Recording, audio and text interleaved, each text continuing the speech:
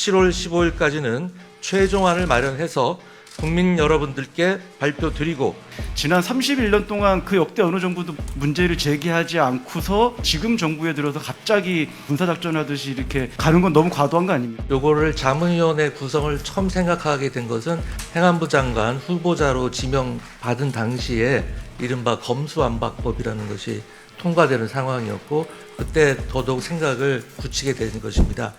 행정안전부 장관 이상민입니다.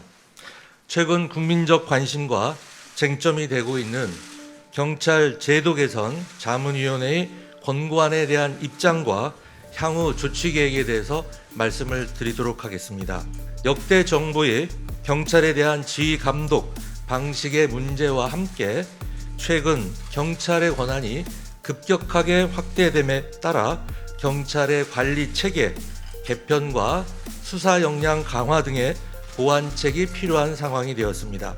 이에 따라 행정안전부는 경찰제도자문위원회를 장관 정책자문위원회로 시급히 구성해서 운영하였고, 그 운영 결과에 따른 권고안을 지난 21일에 받았습니다. 행정안전부는 권고안에 적극 공감하며 제시된 개선 사항은 경찰청 등과 협의하여 흔들림 없이 차근차근 추진해 나가겠습니다. 그림에서 왼쪽이 역대 정부의 실제 업무 관행이었습니다. 그리고 오른쪽이 개선될 윤석열 정부의 원칙입니다. 역대 정부에서는 이른바 BH로 불리던 대통령실에서 경찰을 직접 지휘 통제하는 경우가 비일비재했습니다. 행안부를 거치도록 하고 있는 헌법과 법률에 위배하여 행안부를 패싱한 것입니다. 민정수석실, 치안비서관, 그 밖의 각 비서실에 파견된 수십 명의 경찰 공무원들이 있었기 때문에 가능했던 일들입니다.